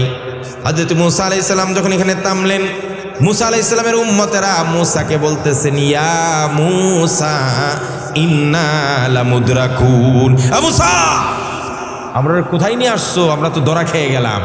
কেমনে ধরা খাইলাম? সামনে উত্তাল তরঙ্গমালা খরস্রোতা নদী, আর পিছনে ফেরাউনের অস্ত্র শস্ত্রে সজ্জিত বাহিনী, যেদিকে যাই এদিকে মরণ ছাড়া উপায় নাই। চোখে মুখে আর পথ দেখতেছে না। উম্মতের কথা বলছি, উম্মত, আরে নবী না, উম্মত। উম্মতে বলছি, ইয়া মুসা ইন্না লামুদরাকুন, ও মুসা আমরা তো ধরা খেয়ে গেলাম, কই নিয়ে আইছো আমরা? সামনেও পানিতে পড়লে মরণ, পিছনে গেলে কচু কাটা ফেরাউনের সৈন্যের হাতে। কিন্তু নবী কি কখনো হতাশ হইতে পারেন? কথা কয় না, নবী হতাশ হইতে পারেন? মুসা আলাইহিসসালাম কি উম্মতের মতো বলছে হয় আমরা তো ধরা খেয়ে গেলাম? না, মুসা আলাইহিসসালাম আল্লাহর উপর আস্থা, বিশ্বাস, ইয়াকিন আর তাওয়াক্কুল ভরসা করে বলছে। হযরত মুসা আলাইহিসসালাম বললেন, কাল্লা ইন্না মাইয়া রাব্বি সায়াহদিন। ইম্পসিবল, কখনো নয়, আমরা ধরা খাইতে পারি না, আমার আল্লাহ আমার সঙ্গে আছে, তিনি অবশ্যই আমাকে উদ্ধার করবেন। সুবহানাল্লাহ, আরো জোরে কোন সুবহানাল্লাহ, আরো জোরে কোন সুবহানাল্লাহ। সম্ভবত যখন মাঝখানে শুরুর দিকে কয়েক বছর আগের কথা মনে করেন, আমি আমার অনেক মুসল্লিরে দেখি যারা দাড়ি রাখছেন, যুবক ছেলে, ইসলামের কথা শুনে, হুজুরদের কথা শুনে হঠাৎ করে দেখি হুজুরের সাফা দাড়ি কেটে ফেলছে। জিজ্ঞেস করলাম কি হয়েছে? হুজুর এখন দাড়ি থাকলেই জঙ্গি মামলা দেয়, গেছেন একটা সময়, কথা কয় না কে? তাহলে কি বুঝলেন? জঙ্গি মামলা দেয় এই ভয়ে দাড়ি কি করছে? কেটে লেগছে। আচ্ছা, ওই সময় আপনাদের এলাকার কোনো একজন আলেম দাড়ি কাটছিনি জঙ্গি মামলা দেওয়ার ভয়ে? কাটছে? কথা বলেন। তাহলে কি বুঝলেন? ওই জমানায় উম্মতের ঈমান যেমন হালকা ছিল, তারা যেমন অল্পতেই হতাশ হয়ে যেত, কিন্তু নবীদের ঈমান ছিল অটল। আমার নবীর মাথার উপর তরবারি ধরে এক বেঈমান বলেছিল, এ মুহাম্মদ তোমাকে কে বাঁচাবে? আল্লাহর নবী বললেন, আল্লাহর উপর আস্থা রেখে আমার আল্লাহ আমাকে বাঁচাবে। সাথে সাথে বেঈমানের হাত থেকে তরবারি পড়ে গিয়েছিল। মুসা আলাইহিস সালামের উম্মত মুসাকে বলল, ও মুসা ইন্না লামুদ্রাকুন, আমরা তো ধরা খেয়ে গেলাম, বাঁচার উপায় নাই। মুসা বলছে, কাল্লা, কখনো ধরা খেতে পারি না। ইন্না মাইয়া রাব্বি সায়াহদিন, আমার প্রভু আমাকে ব্যবস্থা করে দিবেন, উদ্ধার করবেন। ঠিক অনুরূপভাবে বিগত বৎসরগুলোতে যখন দাড়ি রাখলেও মুসিবত, টুপি পরলে মুসিবত, নামাজি হলে জঙ্গি মামলা দিয়ে দেয়, যখন বিরুদ্ধে কথা বললেই, ভারতের বিরুদ্ধে কথা বললেই জেল দিয়ে দেয়, মামলা দেয়, হামলা দেয়। সাধারণ মুসলমানরা কেউ মুখ খুলে না, সবাই নীরব নিস্তব্ধ হয়ে গেছে। কিন্তু আমার প্রশ্ন হলো, নবীরা যেমন সেখানে নীরব থাকে নাই, এই জমানার আলেমরাও তখনও জেল, জুলুম, মামলা, হামলার উপেক্ষা করে দাড়ি তো কাটেই নাই, মামলায় গেছে, রিমান্ডে গেছে। আমার উস্তাদ আল্লামা মামুনুল হক রিমান্ডের পর রিমান্ড গেছে, কিন্তু বাতিলের সঙ্গে আপোষ করে নাই, অন্যায়ের বিরুদ্ধে আঙ্গুল উঁচিয়ে কথা বলেছে। কথা বলে ঠিক কিনা? এটাই উম্মতের ঈমান আর নবীর ঈমানের পার্থক্য, সাধারণ মুসলমান আর আলেমদের ঈমানের। কথা বলেন না কেন? এখন মুসা আলাইহিস সালাম বলছেন না, হতেই পারে না। মুসা আলাইহিস সালাম আল্লাহর কাছে নামাজ পড়লেন, নামাজ পড়ে দোয়া করলেন, রব্বি আপনি ব্যবস্থা করেন। সাথে সাথে আল্লাহ দোয়া কবুল করে বলছেন, ওয়া আওহাইনা ইলা মুসা আন ইদরিব বিআসাকাল বাহর। হে মুসা, তোমার হাতে একটা মুজিজা আছে না নাই? এ কয় না, কিডা কিডা কয় না, আর জোরে কন। এই ওয়াজ করলে আর 1 ঘন্টা লাগবে। ওই যে আমার সাথী মুফতি আবুল বাশার সরাইল হুজুর, উনি কয় আপনি ওয়াজ শুরু করেন, কোথ থেকে যে কই জানে তো ওয়াজ লম্বা করেন, তো আমার আসে তো আমি কি করব? কথা কয় না। এই মুসার একটা লাঠি ছিল না, এটার মধ্যে কারবার আছে না নাই? আল্লাহ রাব্বুল আলামিন বলেন, ওয়া মা তিলকা বিয়ামিনিকা ইয়া মুসা ক্বালা হিয়া আসায় আতাওয়াক্কাউ আলাইহা ওয়া আহুশু বিহা আলা গনামি ওয়া লিয়া ফিহা মাআরিবু উখরা। আল্লাহ জিজ্ঞাসা করলেন, ও মুসা তোমার হাতে এটা কি? সাইয়্যিদুনা মুসা আলাইহিস সালাতু ওয়াস সালাম বললেন, এটা আমার হাতের লাঠি, এটা দিয়ে আমি আমার ছাগলকে পাতা পেড়ে খাওয়াই, কখনো টেস্ট দিয়া দাঁড়াই। আল্লাহ বলেন, ও মুসা এই লাঠিটা ছেড়ে দাও। মুসা ছেড়ে দিলেন, সাথে সাথে লাঠি সাপ হয়ে নাড়াচাড়া শুরু করে দেয়। এটা সেই লাঠি মিয়া। আল্লাহ কয়, মুসা এত টেনশন করে কে? তোমার হাতে একটা কারবার আছে না, ওটাতে 12 সমুদ্রে পৃষ্ঠে নীল নদের পানির উপর একটা বাড়ি দাও, আঘাত দাও। যেই মাত্র মুসা আলাইহিস সালাম আঘাত দিলেন, সাথে সাথে 12টা রাস্তা হয়ে গেছে। নদীর পানি 2 ভাগ হয়ে মাঝখানের জায়গা শুকিয়ে একদম 2 দিকে বরফের মতো চাকা হয়ে গেছে, আর মাঝখানে 1টা 2টা না 12টা রাস্তা হয়ে গেছে। সুবহানাল্লাহ। কয়টা রাস্তা হয়েছে? এখন মুসা আলাইহিস সালাতু ওয়াস সালামের জাতিরা মুসা সহ এক এক রাস্তা দিয়ে এক এক গোত্র গিয়া সব যখন পার হয়ে এই পারে গেছে, ফেরাউন দেখলো মুসার জাতিরা যাইতেছে। ফেরাউনে দেখে এখানে পানি। কথা কয় না? ফেরাউন না, ফেরাউনে দেখে রাস্তা, আর ফেরাউনের যে ঘোড়া আছেন এটা দেখে এনে পানি। ঘোড়ার যতই বাইরে ঘোড়া তো যায় না। পরে জিব্রাইল আলাইহিস সালামের ঘোড়া জান্নাত থেকে আইসে হেঁটিয়ে তার সামনে দিয়ে গেছে, তো ওই ঘোড়াও গেছে। ঠিক যেই সময় ফেরাউনের ঘোড়া, ফেরাউনের লস্কর নদীর মাঝখানে, আর মুসা আলাইহিস সালামের সব লোক যখন পার হয়ে গেছে, আল্লাহ রাব্বুল আলামিন পানিরে কইলে, পানি আর দেরি করা, কথা কয় না, আর দেরি করা।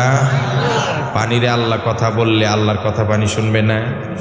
মানুষে না শুনলে কি হবে? দুনিয়ার সব মাখলুকে কার কথা শুনেন? কথা কয় না। পানি কি আমগো মতো জিন্দা? জিন্দা আমাদের কাছে না, কিন্তু আল্লাহর কাছে। কথা কয় খাক বাদো আবো আতাশে বান্দা আন্দ, খাক বাদো আবো আতাশে বান্দা আন, বামনে তু মুর্দাবা হক জিন্দান, বামনে তু মুর্দাবা হক জিন্দান, কাদেরে কুদরত দারি হরচে খাহি আকুনি, মুর্দারা তো জানে বখশি জিন্দারা বে জাকুনি। আগুন পানি বাতাস মাটি দিয়া মানুষ তৈরি, এগুলো সব আমাদের কাছে মৃত, কিন্তু আল্লাহর কাছে জীবিত। আল্লাহ যখন যা বলে তাহাই তারা পালন করে। সুবহানাল্লাহ।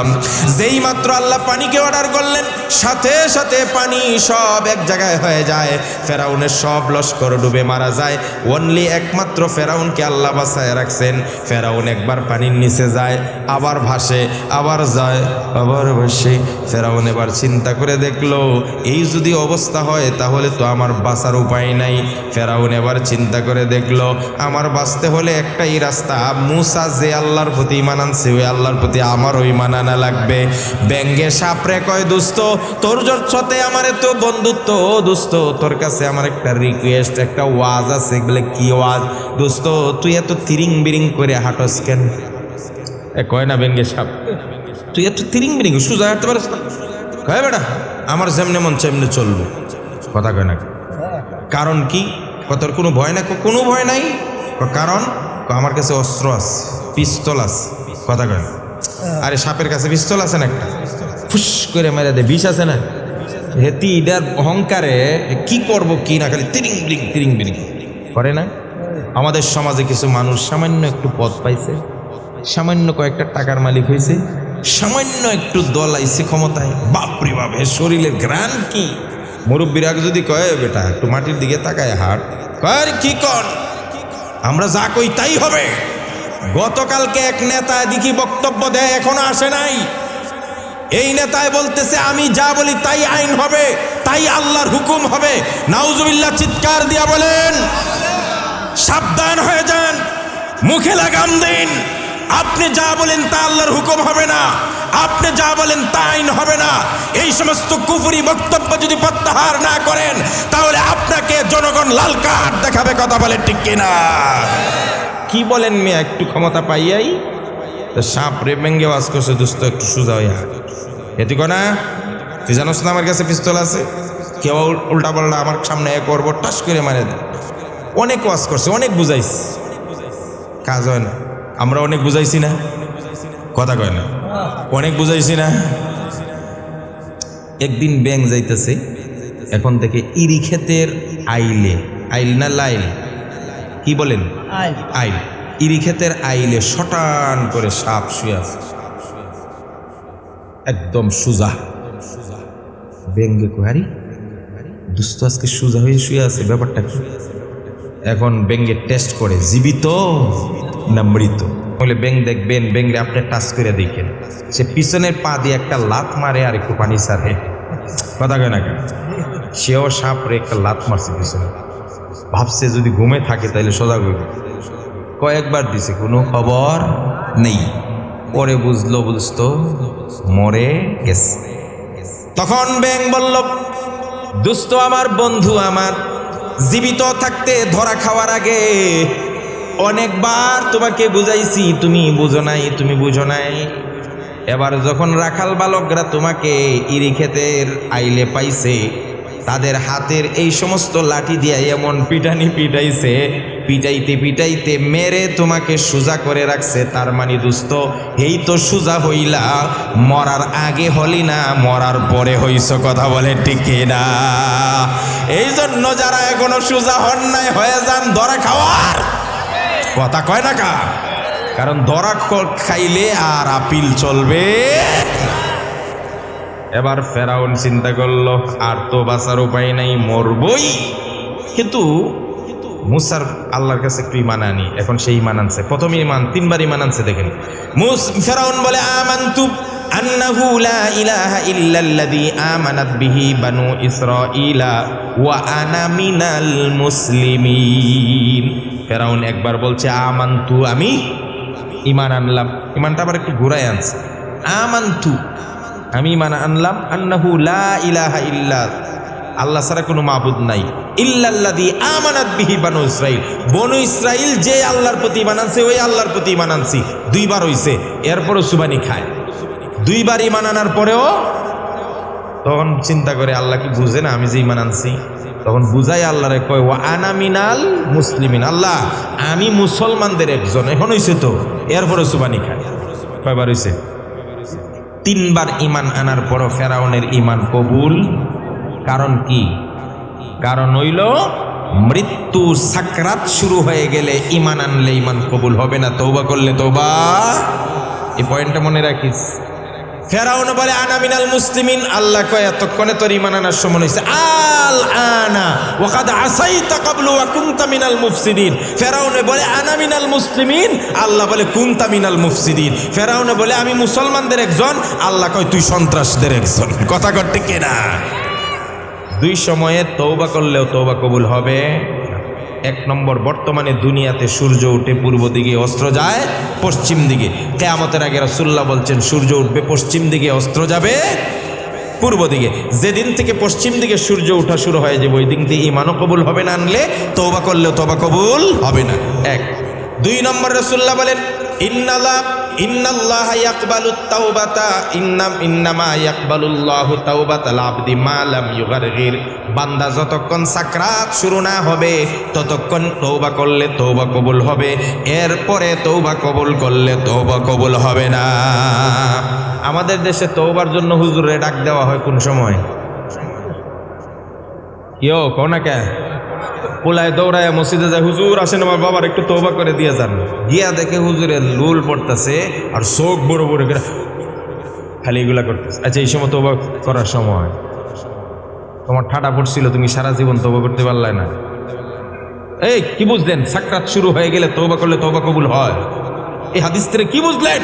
সুতরাং এভাবে নয়, নবীজির মতো তওবা করো। রাসূলুল্লাহ বলছেন ওয়াল্লাহি ইন্নী লা আস্তাগফিরুল্লাহ ওয়া আতুবু ইলাইহি ফিল ইয়াউমি আকসারা মিন ৭০ মাররা। খোদার কসম, আমি নবী প্রতিদিন ৭০ বারের বেশি তওবা ইস্তেগফার করতাম। সুবহানাল্লাহ বল।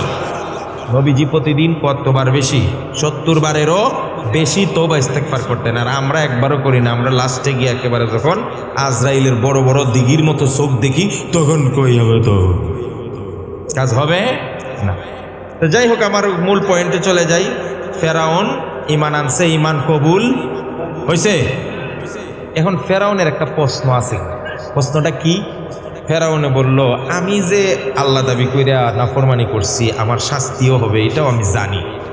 কিন্তু জিব্রাইলে মাঝখান দিয়ে একটা কাজ করছে কি জানেন? তাফসীরের কিতাবে লেখেন, ফেরাউন যখন বারবার আল্লাহরে ডাকতেছে ইমান আনে, তখন নীল নদের নিচ থেকে কাদামাটি নিয়ে ফেরাউনের মুখে নিক্ষেপ করছে। কথা বুঝছেন? এর চাইতে আর চূড়ান্ত বেজ্জতি আর কিছু আছে? একদিকে সুবাইয়া মারতেছে, আর একদিকে মুখে কি ডিল দিছে? কাদা। এখন ফেরাউন কই, এত বেজ্জতি আমার শাস্তি হবে, ঠিক আছে পরকালে হবে, কিন্তু এইভাবে আমারে সুবাইয়া বেজ্জতের সাথে শাস্তি দিবে, এটা তো আমি আল্লাহর কাছে আশা করি না। এটা কোন ইনসাফ? আমার শাস্তি তো পরকালে, কিন্তু এখানেই বেজ্জতির বিচার কেন? তখন জিবরাইল আলাইহিস সালাম যে গেছেন বিচার চাইতে, মনে আছেনি আপনার? কথা কয় না কে? জিজ্ঞেস করছিল না যে যেই চাকরে তার মালিকের সব সুযোগ সুবিধা গ্রহণ করে, এরপরও মালিকের বিরুদ্ধে চলে, তার কি বিচার হবে? সে নিজেই বলছিল কি? এখন জিবরাইল আলাইহিস সালাম ওই কাগজটা তুলে ধরছে, ওই যেটা লেখা ছিল যাব না। আপনারে কেন সুবাইয়া মারা হয় আপনি বুঝেন নাই না? একদিন আপনি আইন করেছিলেন, যেই চাকর, যেই কর্মচারী, যেই গুলাম তার মুনিবের কাছে সব কিছু চায় আর পায়, মুনিবের সব চাহিদা পূরণ করে, তারপরও তার অবাধ্য হয়, এমন চাকরকে নীল নদে চুবিয়ে মারা দরকার। এ ফেরাউন, 400 বছর তুমি ক্ষমতায় ছিলায়, একদিনের জন্য সর্দি কাশি হয় নাই, এত নিয়ামত তুমি আল্লাহর কাছ থেকে পাইছো, এরপরও তুমি আল্লাহর বিরুদ্ধে চরণই শুধু করো নাই, আল্লাহর বিরুদ্ধে গিয়ে তুমি খোদা দাবি করে বলছো তুমি বড় খোদা। তোমার বিচারটা তোমার আইন দ্বারাই আজকে করা হলো, তুমিই বলছো চুবাইয়ে মারা দরকার, এই জন্য তোমার আইনে আজকে তোমাকে শায়েস্তা করা হচ্ছে। কথা বলে ঠিক কিনা? এই জন্য বিরোধী দল আর বিরোধী মতকে দমন করার জন্য, শায়েস্তা করার জন্য মাঝে মাঝে আমরা কিছু আইন করি। ও কথা বোঝে না, করি না কিছু আইন। এই আইন উদ্দেশ্য কি? বিরোধী দল যদি মাঠে নামে কপ করে ধরবো আর এই আইনে ঢুকাই দেয়। কথা বুঝেন না আপনারা? এটারে কালো আইন কয়, স্বার্থের আইন কয়। তো আমি মাঝে মাঝে বলি, যারা বিরোধী পার্টিকে, বিরোধী মতকে, বিরোধী দলকে দমন করার জন্য কালো আইন করেন, বুঝতে শুনে করবেন, আপনার কালো আইন কিন্তু সবসময় থাকবে, কিন্তু বিরোধী পার্টি সবসময় বিরোধী পার্টি। কথা কয় না? এরা কোনো সময় কি সরকারি পার্টি আসবে না? তখন আপনার করা কালো আইন দিয়ে আপনাকেই ফাঁসির বাস্টে ঝুলানো হবে। কথা বলে ঠিক কিনা? বুঝেননি আমার ওয়াজ কোন দিকে যাচ্ছে? আপনারা বুঝলেই এত ভাঙিয়া বলা দরকার। তো ফেরাউন যে ডুববা মরছে, শেষ তো কাহিনী। বুঝে থাকলে বলুন তো, পানি তো আবার জমা হয়ে গেছে, কিন্তু মুসা আলাইহিস সালাম আর তার জাতিরা যখন পার হয় তখন কি হয়েছিল? কথা কয় না, তখন কি হয়েছিল? পানি দুই পাশে জমা হয়ে একেবারে নিচ পর্যন্ত শুকায় গেছি না? আর ওই সময় সূর্যের, কথা কয় না, সূর্যের আলো পড়ছিলনি? পড়ছে, পানি সরে গেছে না, মাটির নিচ একবারে না, নদীর নিচ পর্যন্ত সূর্যের তাপ পড়ছিল।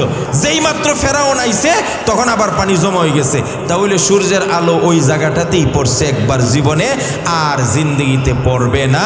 আব্দুল্লাহ ইবনে আব্বাস বলেন, ও ইহুদি, তোমার প্রথম প্রশ্নের জবাব হইল পৃথিবীর কোন জায়গায় সূর্যের আলো একবার পড়ছে?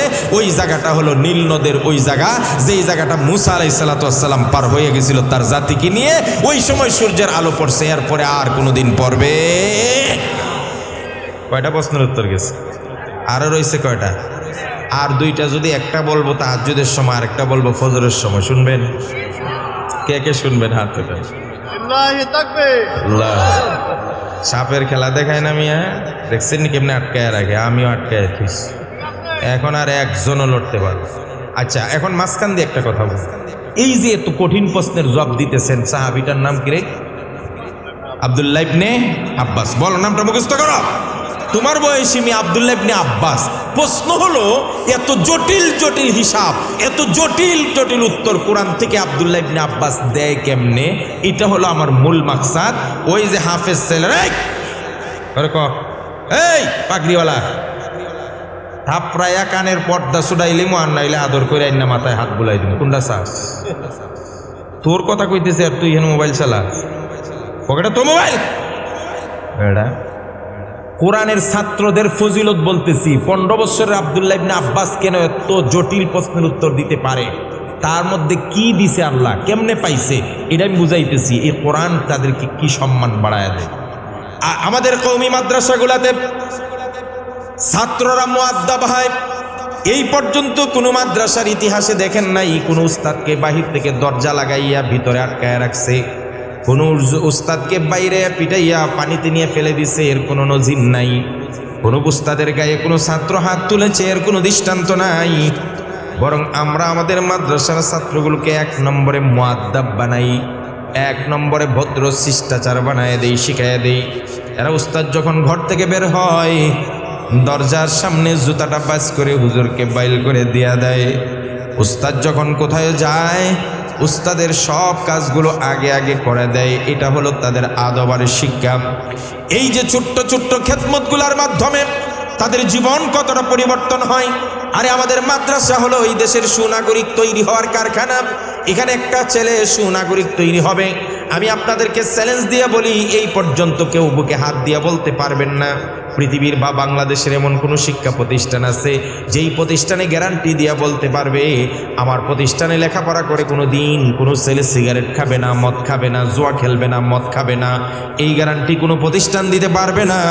কিন্তু আমরা বুকে হাত দিয়ে আমাদের মাদ্রাসার উস্তাদরা এই কথা বলে দিতে পারবো, আপনার ছেলেকে যদি আমার হাতে উঠায়া দেন, এই ছেলেটা এমন মুআদ্দব হবে, এমন আদবলা শিষ্টাচার হবে, সুনাগরিক হবে, সুন্দর মানুষ হয়ে যাবে।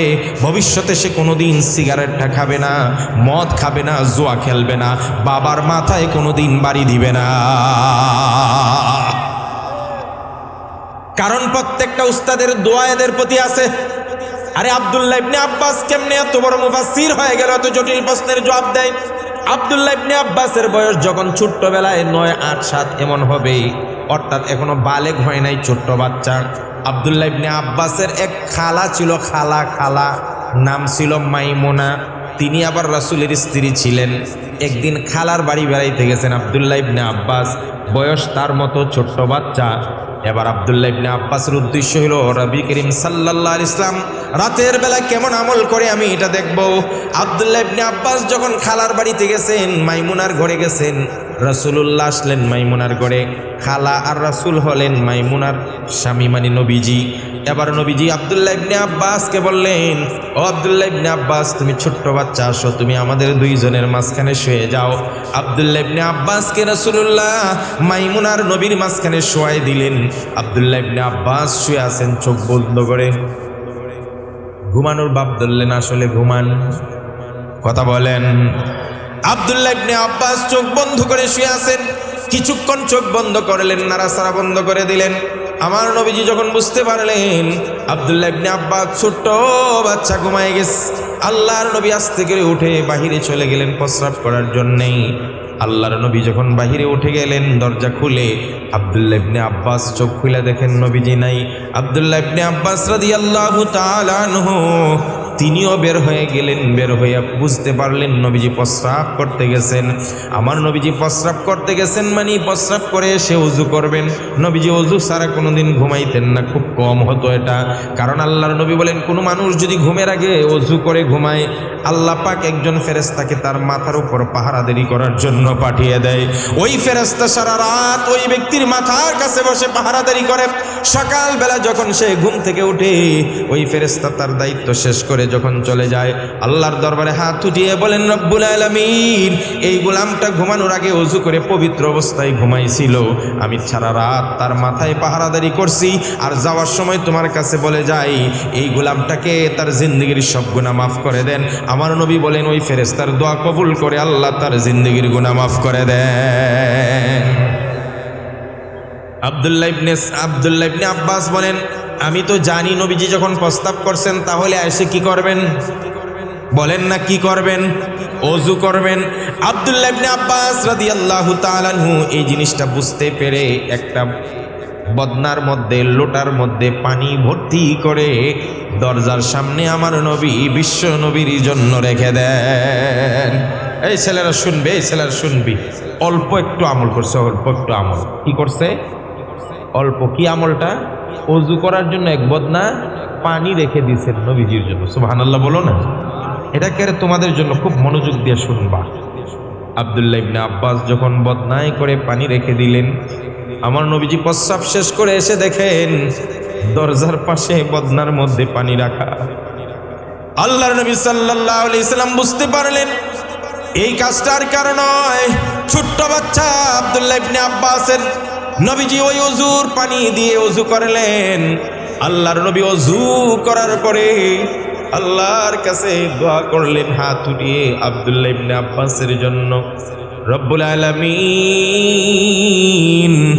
ছোট্ট বাচ্চা আব্দুল্লাহ ইবনে আব্বাস আমার জন্য যে খেদমতটুকু করলো, রাতের বেলা না ঘুমাইয়া আমি কখন উঠে যাই সেই খেয়াল রাখছি, না ঘুমাইয়া আমি যখন উঠে গেলাম, আব্দুল্লাহ ইবনে আব্বাস আমার জন্য ওযুর পানি রেখে দিয়েছেন। এই ওযুর পানি দিয়ে ওযু করে আমি তোমার গোলামি করব। আল্লাহ যার কারণে আমি এই ওযুর পানিটা পেলাম, ছোট্ট বাচ্চা আমার যে সুন্দর খেদমতটুকু করলো, আপনার কাছে আমি আব্দুল্লাহ ইবনে আব্বাসের জন্য একটা দোয়া করে যাই। আল্লাহুম্মা ফাক্কিহু ফিদ্দীন ওয়া আল্লিমহুল কোরআন।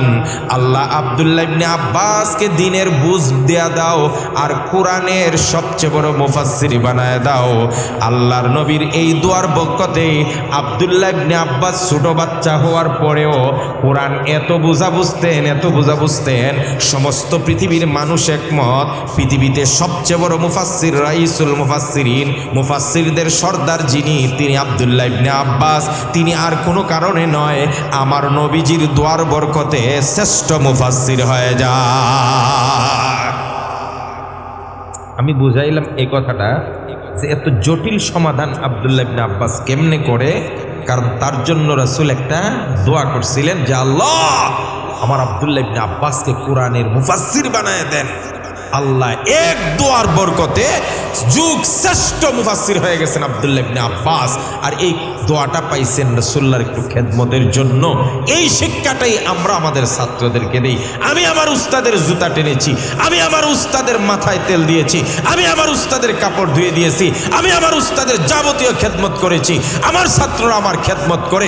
এইভাবে উস্তাদের আন্তরিক দোয়ার ভালোবাসা পেয়ে একটা ছেলে সুনাগরিক হয়ে যায়, সুদৃষ্টি পেয়ে আর মনের থেকে দোয়া পেয়ে হাক্কানি রব্বানি আলেম আর যুগ শ্রেষ্ঠ মুফাসসিরে কোরআন হয়ে যায়। কথা বলে ঠিক কিনা? এটা হলো এই মাদ্রাসা তাহফিজুল কোরআন নুরানি হাফিজি মাদ্রাসা। এই মাদ্রাসার একটা ছাত্র যখন শেষ রাত্রে উঠে আল্লাহর দরবারে ওযু করে 2 রাকাত নামাজ পড়ে আর দোয়া করে আর তেলাওয়াত করে, আমি আমার আজকের এই মাদ্রাসার উস্তাদদেরকে বলবো, আপনার ছাত্রদেরকে যখন ডাক দিবেন 4টার সময় 3:30টার সময় তেলাওয়াতের জন্য, যদি একটা কাজ একটু আলাদা করতে পারেন, জানি না আপনারা করেন কিনা, হাফিজ সাহেব হুজুর ছাত্রদেরকে বলবেন তোমরা পড়ার আগে ওযু করার পরে 2 রাকাত তাহাজ্জুদ পরে 1 মিনিটের জন্য হলো একটু দোয়া করবাই নিজের জন্য। ও আমার ছাত্র ভাইয়েরা, আল্লাহর পক্ষ থেকে যদি এলিম না আসে তুমি চেষ্টা করেও পাবে না। তাহাজ্জুদের সময় তো তুমি উঠো, শেষ রাতে যখন উঠো 2 রাকাত নামাজ পড়বা, বেশি না, যদি না পারো ছোট্ট করে একটা দোয়া করবা, রব্বুল আলামিন আমাকে আপনি ইলম দেন, রব্বি জিদনি ইলমা, রব্বি ইশরাহ লি সাদরি, রব্বি ইয়াসসির ওয়ালা তুআসসির। আল্লাহ গো আমারে হাফেজ আলেম বানায় দেন, যুগ শ্রেষ্ঠ আলেম হতে চাই। তোমার এই দোয়া শেষ রাতের দোয়া আল্লাহ তাড়াতাড়ি কবুল করে ফেলবেন। আল্লাহ রাব্বুল আলামিন জিবরাইল আলাইহিস সালামকে বলেন, এই এলাকার মানুষের নাফরমানি বেড়ে গেছে, পাপাচার বেড়ে গেছে, সুদ বেড়ে গেছে, ঘুষ বেড়ে গেছে, জিনা বেড়ে গেছে, মদ বেড়ে গেছে, অশ্লীলতা বেড়ে গেছে, বেপরদা বেড়ে গেছে, মিথ্যা ধোঁকাবাজি আমানতের খেয়ানত বেড়ে গেছে। যাও এই এলাকার উপর গজব দিয়ে আসো। আর খেয়াল করবাই শেষ রাতে উঠে কেউ আল্লাহর দরবারে চায় দোয়া করে কিনা। হযরত জিবরাইল সমস্ত এলাকায় ঘুরে ঘুরে দেখে, সব স্কুল শেষ রাতে বন্ধ, সব কলেজ শেষ রাতে বন্ধ, সব ভার্সিটি শেষ রাতে বন্ধ, সব বাড়িঘর শেষ রাতে বন্ধ থাকে। একমাত্র কেবলমাত্র এই তাহফিজুল কোরআন নুরানি হাফিজি মাদ্রাসা, এই মাদ্রাসার শেষ রাতে একটু আওয়াজ পাওয়া যায়। হযরত জিবরাইল এসে দেখেন কিছু ছেলেমেয়েরা ওই শেষ রাতে উঠে ওযু করে 2 রাকাত নামাজ পড়তেছে, আল্লাহর কাছে ইস্তেগফার দোয়া পড়ে আর তেলাওয়াতের মধ্যে মগ্ন হয়ে গেছে। হযরত জিবরাইল আল্লাহকে জানান, রব্বুল আলামিন ওই মাদ্রাসা যে এলাকাটাকে আপনি আযাব দিতে চান, ওই এলাকার একটা মাদ্রাসায় শেষ রাতে উঠে একটু দোয়া, একটু কান্না, একটু নামাজ, একটু তেলাওয়াত করতেছে। আল্লাহ বলেন, ও ফেরেশতা জিবরাইল যাও এই ছোট্ট মাসুম বাচ্চাদের তেলাওয়াত নামাজ আর দোয়ার খাতিরে আমি গোটা এলাকার আযাবকে দূরে সরাইয়া দিলাম। 2টা আবদার রাসূলুল্লাহ সাল্লাল্লাহু আলাইহি ওয়াসাল্লাম বলছেন, উগদু আলিমান। প্রথম কথা হলো, হয় ভাই পারলে আপনি আলেম হন, কারণ আল্লাহ রাসূল অন্য এক হাদিসে বলছেন, আদ দুনিয়া মালউনা, সমস্ত দুনিয়া অভিশপ্ত, সব অভিশপ্ত, ইল্লা যিকরাল্লাহ, আল্লাহর জিকির যারা করে এরা অভিশপ্ত না। এজন্য কিছু জিকির করবেন। ওয়া মা ওয়ালা, জিকিরের সাথে আরো ইবাদত যা আছে। আও আলিমান ওয়া মুতাআল্লিমান, আলিম আর আলিমের ছাত্র, এই 3 গ্রুপ 4 গ্রুপ হইল জিকিরকারী, জিকিরের সাথে যেমন নামাজি ইত্যাদি এরা, আর আলিম আর ছাত্র, এই 4 গ্রুপ অভিশপ্ত না, বাকি সব অভিশপ্ত। এই জন্য রাসূল বলেন, ও দুনিয়ার উম্মতেরা উগদু আলিমান, প্রথম হয় আপনি আলেম হন, যদি আলেম না হইতে পারেন আও মুতাআল্লিমান, আলেমের ছাত্র হন। আলেমের ছাত্র হওয়া যাবে না? এই যে এতক্ষণ বসে আছেন আমরা আলেমের ছাত্র হইছি, আমি না খান্দার ছাত্র।